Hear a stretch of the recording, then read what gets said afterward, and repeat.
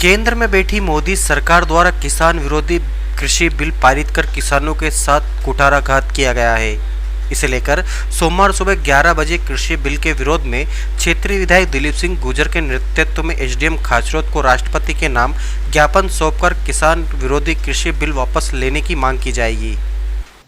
देश भर का किसान मोदी सरकार द्वारा लाया गया किसान विरोधी कृषि बिल से आहत है, त्रस्त है। कृषि बिल में कई ऐसे प्रावधानों को हटा दिया गया जिससे किसानों को अपनी उपज बेचने का एक सुनिश्चित दाम मिला करता था।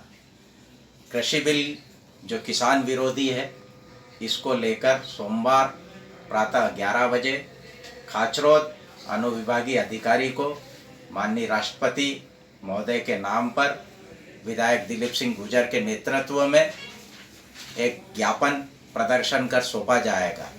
मैं इस अवसर पर इलेक्ट्रॉनिक मीडिया के माध्यम से नागदा खाचरोद के हमारे सभी किसान साथियों से आह्वान करना चाहूँगा कि कृषि विरोधी इस बिल जो किसान विरोधी मानसिकता को दर्शाता है और भाजपा की मानसिकता पूंजीपतियों के साथ को दर्शाता है, इसके विरोध में हो रहे इस प्रदर्शन में आप ज़्यादा से ज़्यादा संख्या में उपस्थित होकर, ज़्यादा से ज़्यादा तादाद में उपस्थित होकर सफल बना। ये प्रदर्शन खाचरोद में सोमवार प्रातः 11 बजे बस स्टैंड पर रहेगा और हम सब इकट्ठे होकर अनुविभागीय अधिकारी को माननीय राष्ट्रपति के नाम पर ज्ञापन सौंपेंगे।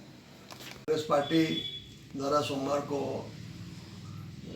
राष्ट्रपति जी के नाम पर ज्ञापन कृषि बिल के विरोध में दिया जा रहा है।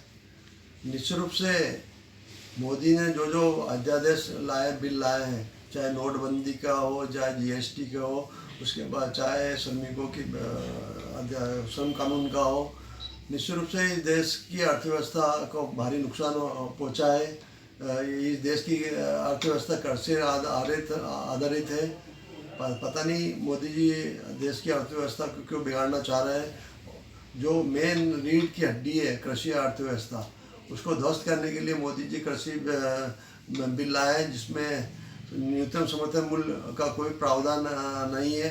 व्यापारियों को भंडारण करने की छूट दी गई है। आवश्यक वस्तुएं एक निश्चित सीमा से और निश्चित समय से कोई भी व्यापारी भंडारण नहीं कर सकता था, जिसके कारण कालाबाजारी नहीं होती थी और महंगाई नहीं बढ़ती थी। परंतु अपने व्यापारी मित्रों को खुश करने के लिए ये कृषि अर्थव्यवस्था उनको सौंपने के लिए इन्होंने बिल का प्रावधान करा है। अब किसानों से सस्ते मूल्य पर व्यापारी लोग अपना माल लेंगे, उसके बाद में उसको भंडारण करेंगे। व्यापारी कभी घाटा उठा के अपना व्यापार नहीं करता, वो अपने बड़े बड़े गोडाउन भंडारण करेंगे और सीधा जब रेट बढ़ जाएंगे तो सीधा उसको मार्केट में उस समय बेचा जाएगा, जिससे कि आम जनता को भी महंगा सामान खरीदना पड़ेगा। अभी तो व्यापारी लोग हमारे किसान बेचता था, व्यापारी लोग उसको खरीद लेते और भंडारण की क्षमता कम होने का सीधा वो आम जनता को सस्ते दाम में मिलता था।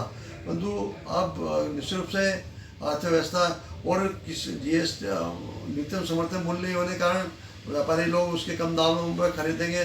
इसमें कोई सजा का प्रावधान नहीं है, ना किसानों को न्यायालय जाने की छूट है। मतलब सभी प्रावधान अधिकारी वर्ग के लिए किए गए। भारतीय जनता पार्टी के लोग ये प्रचारित कर रहे हैं कि किसानों को छूट प्रदान कर दी गई, वो अपनी उपज कहीं भी जाके। आज भी हमारा किसान, चाहे नागदा का किसान हो, मंदसौर, नीमच, जहाँ उसको अच्छा मूल्य मिलता है उन मंडियों में जाके वो अपना माल आज भी स्वतंत्र है। परंतु गवर्नमेंट ने प्रावधान करने के कारण वो आज की गवर्नमेंट मंडियों में बेचता था तो उसको एक समर्थन मूल्य निश्चित रूप से मिलता था। उसके दाम की गारंटी भी किसानों के मूल्य की रहती थी कि उसको गवर्नमेंट यदि व्यापारी भग जाएगा।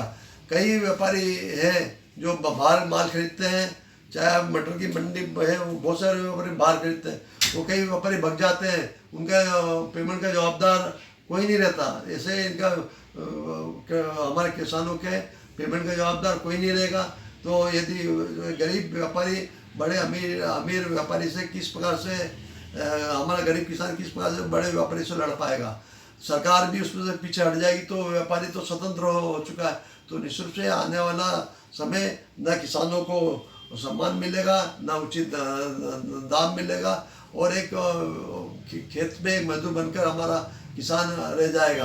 कांग्रेस पार्टी हमेशा आम जनता को भी और किसानों को भी हमेशा चेताती रही है, परंतु ये अर्थ हमारी यदि अभी नोटबंदी कारण हमारी अर्थव्यवस्था बिगड़ी, जीएसटी के कारण अर्थव्यवस्था बिगड़ी, और अभी अचानक लॉकडाउन करने से पूरे देश की अर्थव्यवस्था अस्त व्यस्त हो गई है। अब ये चौथा हमारी जो ग्रामीण अर्थव्यवस्था हमारे देश की सबसे मजबूत अर्थव्यवस्था है, उसको समाप्त करने के लिए, अपने व्यापारी बड़े व्यापारियों को खुश करने के लिए पूरा कृषि व्यापार जगत उनके हाथों में सौंपने की तैयारी मोदी जी कर चुके हैं। जिस प्रकार आप लोग देख रहे हैं कि रेलें बिक रही, हवाई जहाज बिक रहे हैं और पेट्रोल कंपनियां बिक रही, सब कुछ मोदी जी बेचने को तैयार बैठे हैं। तो निश्चित रूप से हमें समझना है इस बात को कि हमको इस देश को बचाना है। तो निश्चित रूप से हम सब किसान भाइयों को एकजुट होकर मजबूती के साथ खड़ा होना पड़ेगा। एक बड़ी लड़ाई हम लोगों को लड़ना पड़ेगी, तो जब भी जाके इन मौकापरस्त और व्यापारियों की हितैषी सरकार से हम लड़ाई लड़ पाएंगे। तो मेरा आप सबसे अनुरोध है कि संघर्ष में आप सभी लोग एकजुट होकर हम सरकार विरोधी इस बिल को हम वापस लेने के लिए सरकार पे दबाव बनाएं।